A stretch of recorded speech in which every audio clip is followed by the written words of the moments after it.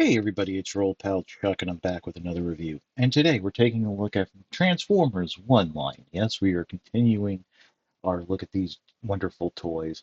This is the Robot Battlers first pack of Megatron and Optimus Prime. Now, for many people, this would be the starting point for their foray into Robot Battlers, but we already took a look at the individual Wave 1 releases.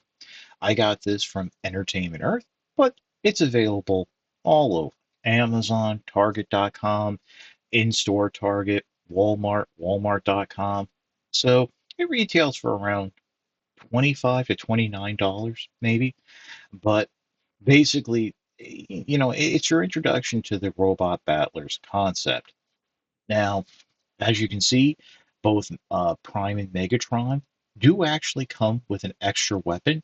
Prime comes with its axe, um, as well as this Last Effect style sword. Megatron comes with a sword, which, if you're familiar with the original toy, is kind of accurate, and comes with this arm cannon type of thing. I guess it's to represent the fusion cannon. But what's also neat is they have uh, customized rotating plates. Megatron's is in the shape of the Decepticon logo, whereas Optimus Prime's is in the shape of I have no idea what. Perhaps it's a prototype of the Autobot logo. To be very honest, I actually thought Megatron's was the Autobot logo at first, but I took a second look. So I guess what we'll do now is we'll pause and we will come back and take a look at Megatron. Okay, so we've already really taken a look at Megatron's base, and having looked at the individual releases, we kind of know how they work. Also, like the individual release figures, these guys don't get knocked off the base. I don't know if there was an issue with the instructions that they misrepresented how this game was supposed to be played, or they just made these pegs too good, but that is a little bit disappointing. Now, taking a closer look at Megatron, we do have that movie style head. I would say after it got the transformation cog and morphed, into Megatron, but it's still that early look. You have this Decepticon logo with some scratches across the chest. I am a little disappointed that if, from what we've seen of the trailers and what have you, that we're not going to get a full movie of Prime and Megatron as friends. Whereas at the end you start to see the turn, but this is going to happen halfway through, so by the end of the film they're fighting. It would have been. I mean, that's sort of like now in Star Wars Episode 3, we did get Anakin as Darth Vader before getting extra crispy, and for a good part of the film, but then um, we didn't get Darth Vader. The time of Darth Vader in the suit was like 30 seconds at the end. I think there would have been. I would have liked to have seen a little bit more of a balance. But I believe this sword is the same one that came with Sentinel Prime. Actually, it has that groove right there. That's the same one Prime has. So, uh, well, actually, no, it is not. It's a little bit of a different mold. So, yeah, we'll compare that when we bring Prime in. And then this arm cannon. I don't know. I think it's indicative to the. It's unique to the character, but it just pegs into the hand right there, and you get the wacky wailing flailing stuff. I mean, here, I'm sure you guys want to see this, but put them on the base. By the way, I did notice that you do. It's a good idea when putting them on the base. Make sure the pegs are facing forward, because if you try it otherwise, they will just look cockamamie and all that. But yep, there you go. Nothing like the sound of thin plastic crashing against each other. Transformation is kind of interesting. What you want to do is split open the figure from the back. There are tabs on the shoulder, which will go into slots on the chest, just like that. Then what we're going to do is turn the figure over, grab the legs here, and unpeg them and flip them back, and then tab into Uh, there's a slot on the foot that will go into a tab on the back over there. And then this is kind of nifty. Press down on the head, and that will help, and that will slide out the barrel of the cannon. And then what you want to do is you want to take the sword, plug it in, so you have a little bit of a barrel extension, blast effect type of thing going on. And you do have a nice representation of Megatron's tank mode from the movie. It's kind of interesting how in Wave 1 we have retools of figures that represent the tank mode. This is really I want to say the first original mold. That's, oh no, besides the one step changer. It's this and the one step, the cog changer that are the original molds to represent the tank mode. Unfortunately, there's no place to store the hand cannon. I guess that's just how it is. Now to go back to robot mode, let's remove the sword, push up on the barrel until it snaps into place, and then that'll help bring the head up. Unpeg the leg. There's a tab on the inside that will go into a slot on the tread that will secure it into place. Come around the front here, rotate the paneling around, and then what you want to do is you come around the back here. There's tab and slot on either side. Just give that a little squeeze to help secure it into place. And here we have Megatron back in its robot mode. Now, the weapons can go in either hand. I prefer doing it this way because that allows the hollowness of the sword to face inward. That's just like a little thing of mine.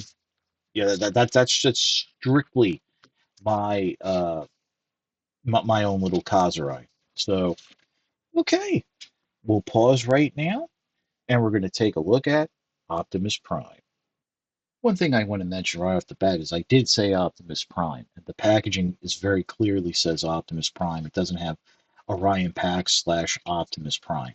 Now, I did say we would take a look at the swords here since I realize they are different molds, and actually you can see Prime's is much bigger. Oh, what are you compensating for? Also, of course, this goes without saying, but if you want, you can use this as a blast effect in Megatron's cannon.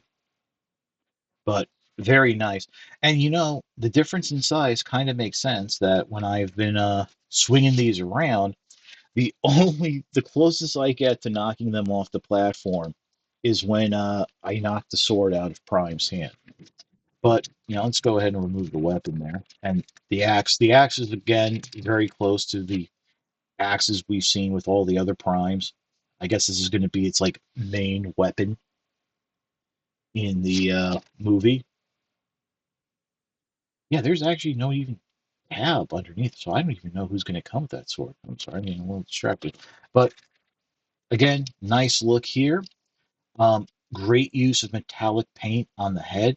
If you remember from the cog changer, that was a great use there as well. Other than that, it's hollow in the back, thin plastic.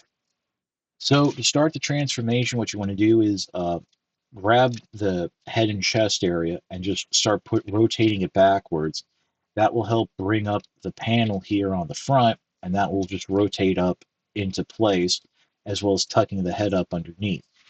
Then what you want to do is unpeg the arms from the side and then fold them up and over along the front here, and they will tab together, and we have Optimus Prime in its truck mode. A little simpler transformation than, say, Megatron, but it gets the job done.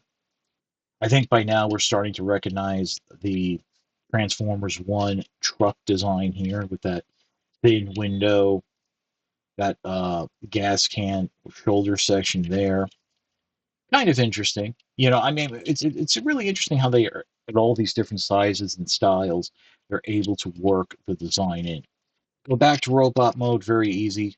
Split the cab open, tab on the main part of the body, slot on the side. That'll secure the arms into place. Grab this panel here, flip it down, continue to rotate it down, it will soft tab into place, popping the head up, and then arm up Optimus Prime yet again. One thing to notice, in case you're wondering, this whole section here is all red, then painted silver. You can see the red on the inside. Again, the weapons can go in either hand. I just prefer doing it this way to keep the hollow bits from the molds on the inside. And then you just pop them back on the base. And what the heck, let's bring Megatron in and, you know, here we go. Ooh, we're robot battling. Oh,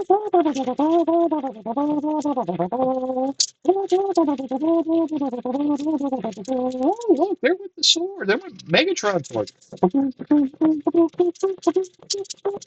Oh, there goes Prime.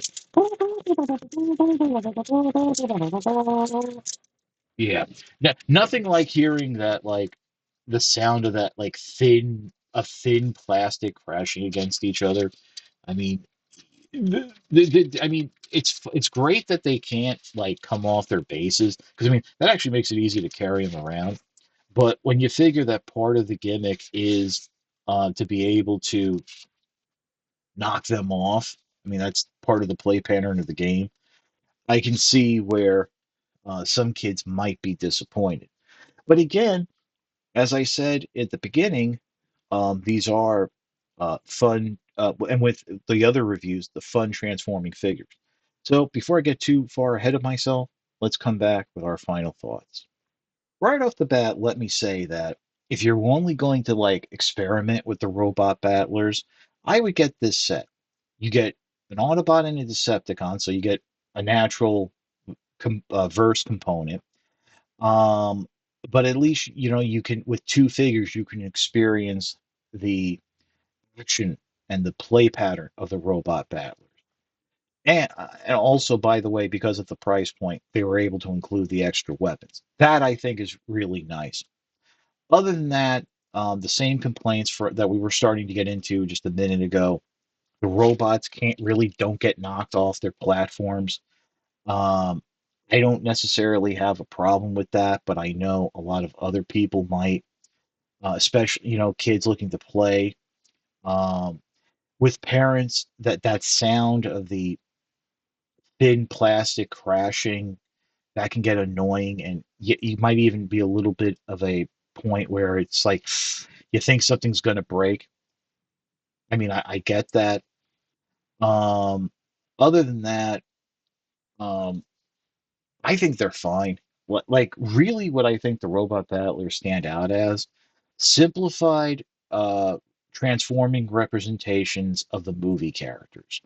And I think they're a little bit more fun. They don't fun than the cog changers. Maybe. I mean, I actually got to say, spending more time with the cog changers, they're kind of growing on me. So if you don't want like a spring-loaded transformation gimmick, these are fine because at least these have a little bit more articulation.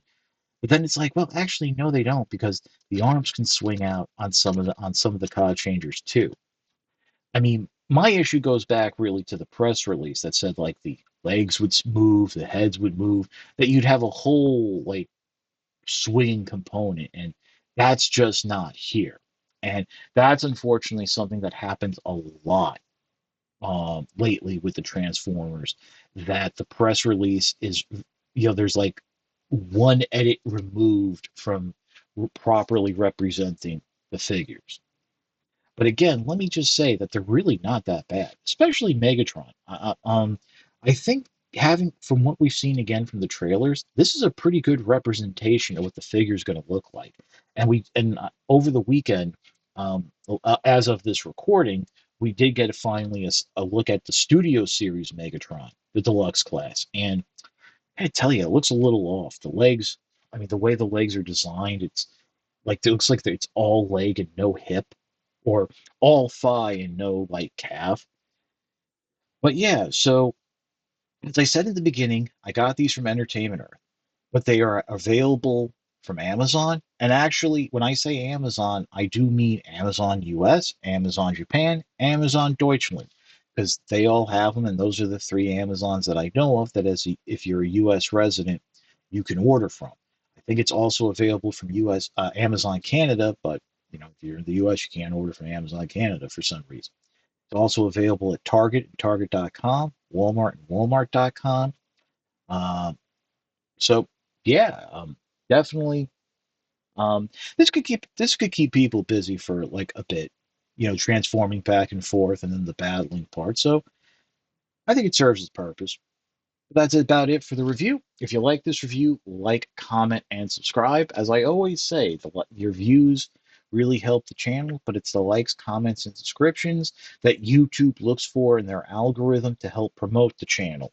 Uh, and I've been saying this a lot lately, but between 83 to 88% of you are watching my videos without being subscribed. And that kind of affects the algorithm and really hurts my channel being promoted. So please subscribe. I understand a lot of you are just here for the movie style figures, but we do a lot of other fun stuff on the channel and we have a good time. Um, we have a nice little community in the comments section. And hey, once in a while I do tell a funny joke. Um, but other than that, I do have a Patreon. It is www.patreon.com/chuckdog1999. All I ask for is $1 a month, $12 a year, and that's because I don't really offer you any tiers or thrills or extra special rewards. You're not going to see your name in the end of the video because if I had the time and effort to do that, I wouldn't really need Patreon. Now, it just takes the edge off of things, helps keep up the infrastructure of the channel. My unhealthy addiction to tripods and various cell phone mounting bits and babs. Yes, that is true. We're doing therapy now. But as I always say, and I really do want to stress this, if you can't afford $1 a month or $12 a year, because it does add up over time, your views are more than thanks enough. We're having a great July thus far, taking a look at all these wonderful Transformer One figures, and I hope that continues going forward, especially when we hit September with the release of the film.